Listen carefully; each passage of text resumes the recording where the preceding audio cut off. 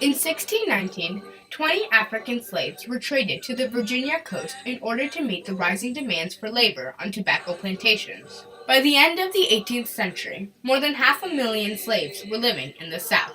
During the American Revolution, many Northern colonists became conflicted with the practice of slavery. To counter their concerns, slaveholders created falsehoods depicting Africans as unintelligent, bestial, and lazy, proclaiming slavery as the only way to save the savages. Even after the emancipation of the slaves in 1863, these dehumanizing portrayals of Africans persisted in American culture, leading to racial stereotypes and prejudices that perpetuated a source of constant conflict for Black Americans.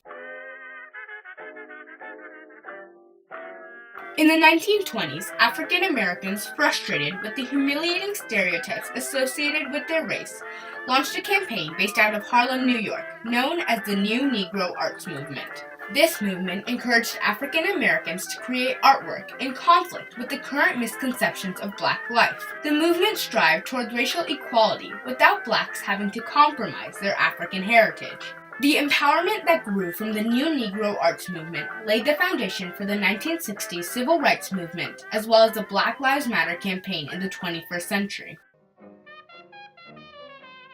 Slave masters painted the picture of Africans not only as an inferior race, but as a separate species. The most insulting image was that of the coon. Short for raccoon, the coon caricature dehumanized Africans as dim-witted, subhuman creatures. Minstrelsy, an art form popular in the late 1800s, propagated the coon image with racist jokes, songs, dances, and skits. These caricatures became so embedded in the American culture that the typical American expected any person with dark skin to conform to the coon stereotype. Profiled as unintelligent and lazy, Blacks struggled to find employers who would hire them even a half-century after emancipation. In 1917, with the onset of World War I, many Americans were drafted for combat, leaving behind a shortage of labor in factories based up north. Faced with an impending labor crisis, factories had no option but to hire Blacks to fill the void. In what became known as the Great Migration, many African Americans moved north to take on these job opportunities. A large Black population settled in an area of northern Manhattan known as Harlem. There, African Americans could commingle with each other and share ideas unique to their Black experience. Harlem artists began to paint stories about their personal experiences within the urban settlement. In a pivotal piece titled The Banjo Lesson, Henry Ossawa Tanner paints the story of a Black grandfather's love for his grandson. For African Americans used to seeing themselves animal-like and comical, this painting, depicting Black life in a positive way, was illuminating. Black artists realized that their paintings could be used to reject racial stereotypes and repaint the image of the African American.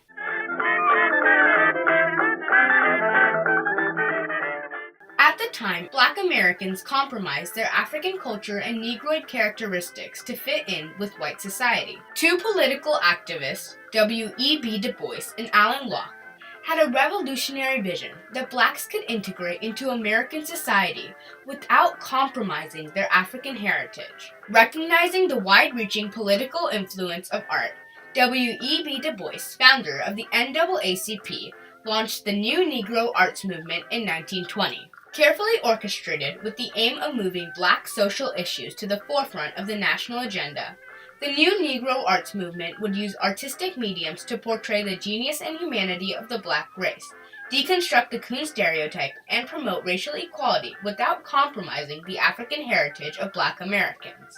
For African Americans, the New Negro Arts Movement was a period of metamorphosis. Prior to the movement, Black artists were expected to work within the framework of minstrelsy, forced to don blackface and ridicule their own race in order to make a living in the entertainment industry. The arts movement allowed Black Americans the chance to express themselves without forcing them to compromise who they were or where they came from. Even with the support of the NAACP, few opportunities existed for African Americans to showcase their art within the mainstream media. In 1926, the Harmon Foundation opened the first exhibition for Black artists in Upper West Manhattan, subsequently exposing the artwork of Black artists within the white community. Following the Harmon exhibitions, a large number of Black art exhibits were established. These shows attracted a large audience, exposing hundreds of thousands of people, to an image of African Americans in conflict with their past perceptions. With the introduction of humane portraits of Black life, the American public began to empathize with the struggles of the Black community. One thing art does is open up people to conversation. Art unifies people. If I see a painting that's very, very thought-provoking, if I'm standing with someone else and they looking at it too, I'm gonna ask this person next to me. We basically dive into conversation, and although we may agree or disagree, we still like art.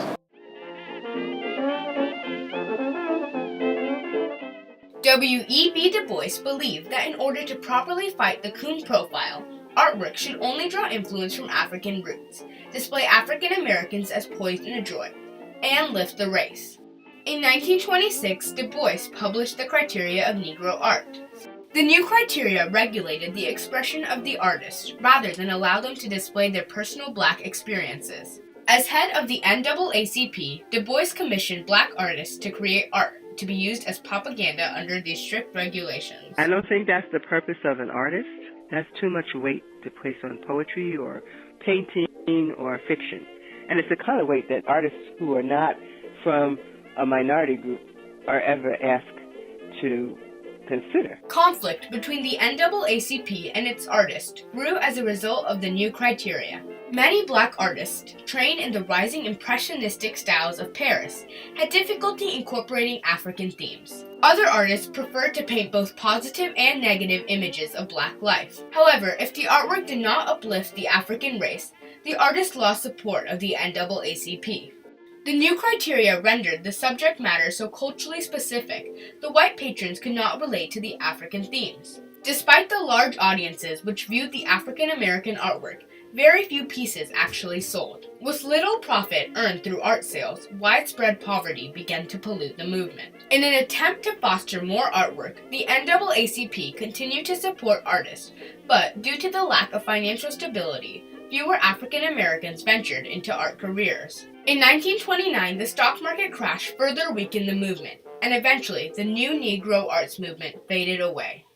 After the Great Depression, the NAACP continued on its mission to combat racial inequality. In spite of unresolved conflict between the NAACP and Black artists, the new Negro Arts Movement unified Black Americans by awakening their sense of racial consciousness. The uplifting artwork allowed African Americans to see themselves as more than just the grotesque stereotypes previously placed on them. As a result, racial pride among Black Americans emerged. With an increase in their sense of self-worth, African Americans felt empowered to fight for their equality during the 1960s civil rights movement. Even though the new Negro Arts Movement helped dispel many negative stereotypes, prejudices against African Americans continued to exist. While the image of the coon was wiped off the slate, another derogatory image of the Black male as a thug or predator surfaced in its place. Racial profiling of Black males as criminals has led to their unjust incarceration and police brutality. Today, a generation of Black voices brought about by the new Negro Arts Movement are willing to create conflict against these current-day stereotypes. I've seen change, and it's very recent. But there's more and more Black people creating mainstream Black media. Say, for example, the Black Panther movie. There's a lot more artists and folks behind the scenes who are of color. I think about Moonlight, where here you have a Black film that's a coming-of-age story of a young Black dad. Like the way the story was told, it was told like this was a human being and not like a one-dimensional character. In 2013, the Black Lives Matter movement rose in response to police brutality against innocent Blacks. Using social media to reach a large audience, Black Lives Matter strives to eliminate misconceptions of Black Americans and unite their communities in the same way that art was used during the new Negro Arts Movement.